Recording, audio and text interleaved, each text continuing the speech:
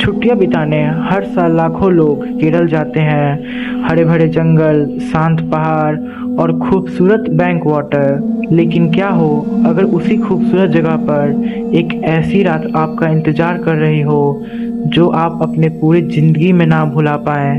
आज की कहानी एक ऐसे ही परिवार की है जो छुट्टियां बिताने केरल गए थे, लेकिन वहां से लौटता है सिर्फ उनका शरीर। उनकी मुस्कान वहीं रह गई थी, उसी जंगल में। साल 2024 की बात है।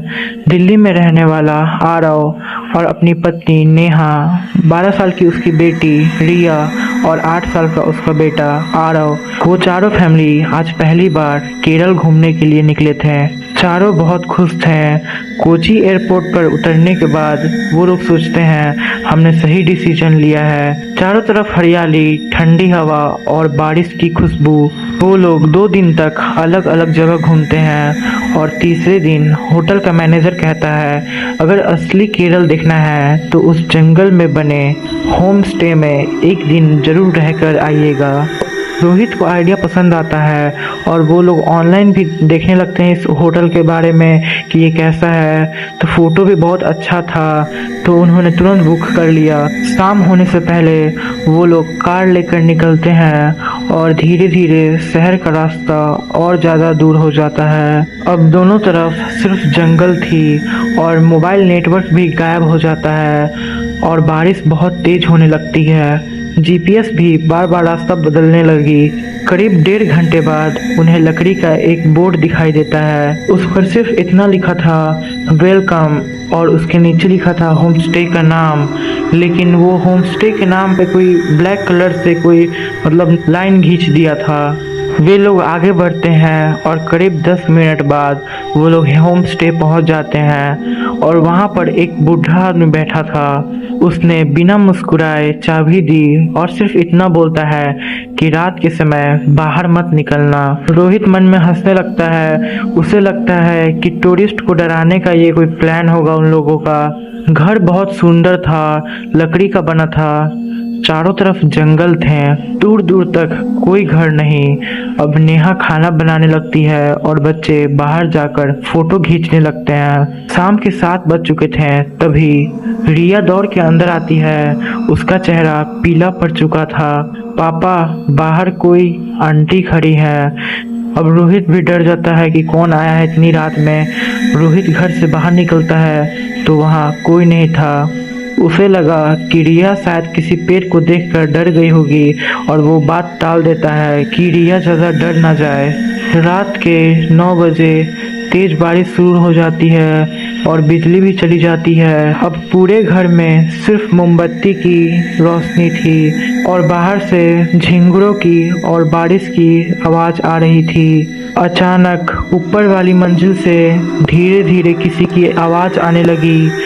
ऐसा लग रहा था कि ऊपर कोई चल रहा है। रिया बोलती है ऊपर कौन है? रोहित ने कहा शायद लकड़ी का घर है। आवाज़ आ रही होगी, लेकिन अब कदमों की आवाज़ और तेज हो जाती है। ऐसा लग रहा था कि अब कोई दौड़ रहा है छत पर। रोहित टॉर्च लेकर छत पर जाता है, लेकिन ऊपर कोई नहीं था। लेकिन एक कमरे का दरवाज़ा अपने आप खुला हुआ था और अंदर पुराना फर्नीचर पड़ा हुआ था और दीवार पर 4 लोगों की फ़ोटो टांगी हुई थी। रोहित जैसे ही वो फ़ोटो को देखता है, फ़ोटो देखते ही उसके हाथ कांपने लगते हैं, क्योंकि फोटो में सेम वैसा ही परिवार था जैसा रोहित का था। एक पति और एक पत्नी, एक बेटी और एक बेटा। बस उनके चेहरे गंदगी से काले हो चुके थे। तभी पीछे से अपने आप दरवाज़ा बंद हो जाता है। अब रोहित घबरा जाता है। वो पूरी ताकत से वो दरवाज़ा खोल रहा था और दरवाज़ा खुल जाता है। अब वो जल्दी से नीचे भागने लगता है। नीचे आते ही आरव देखता है नेहा और आरव तीनों एक जगह सोफा पर बैठे हैं और कुछ नहीं बोल रहे हैं। बिना कुछ बोले सिर्फ घूर रहे हैं। रोहित ने पूछा क्या हुआ? तीनों ने एक साथ एक ही सवाल पूछा, ऊपर कौन था?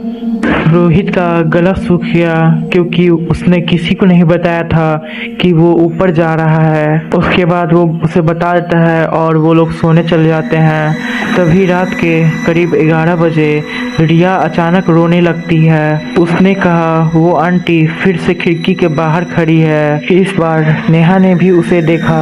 सफ़ेद कपड़ों में एक औरत बारिश में भीगती हुई और बिना पलक झपकाए खड़ी थी। रोहित ने टॉर्च जलाई और जैसे ही रोशनी उस पर पड़ती है वो गायब हो जाती है। कुछ देर बाद घर के बाहर किसी ने धीरे से गेट खटखटाया और एक महिला की आवाज़ आती है, दरवाज़ा खोलिए। नेहा को लगता है शायद कोई मदद मांगने आया है। नेहा ने कहा शायद कोई मदद मांगने आया है, लेकिन उसी समय वो बूढ़ा केयरटेकर अचानक दरवाजे के बाहर दिखता है और वो बोलता है अगर कोई भी दरवाजे के बाहर से आवाज़ आती है तो दरवाज़ा मत खोलना, और वो फिर से गायब हो जाता है। अब पूरे परिवार की हालत खराब हो चुकी थी। घर के अंदर गीले पैरों से फर्श पर अब निशान बनने लगे थे। ऐसा लग रहा था कि कोई अभी अभी बारिश में भीगकर घर के अंदर आया हो, जबकि दरवाज़ा बंद था। वो निशान सीधे ऊपर वाले कमरे की तरफ जा रही थी। रोहित अब हिम्मत करके ऊपर वाले कमरे में जाता है। ऊपर वाला कमरा पूरा खाली था। अब वो कमरा कुछ बदला बदला सा लग रहा था। अब दीवार पर लगी फोटो बदल चुकी थी। रोहित का अपना परिवार था और चारों के एक चेहरे काले पड़ चुके थे। तभी धीरे से कोई बोलता है अब तुम्हारी बारी है, और रोहित पीछे देखता है वहाँ कोई नहीं था। वो जल्दी से नीचे भाग आता है। सब लोग जल्दी से भागकर कार में जाकर बैठ जाते हैं, लेकिन इंजन भी स्टार्ट हो जाता है, लेकिन कार आगे नहीं बढ़ रही थी।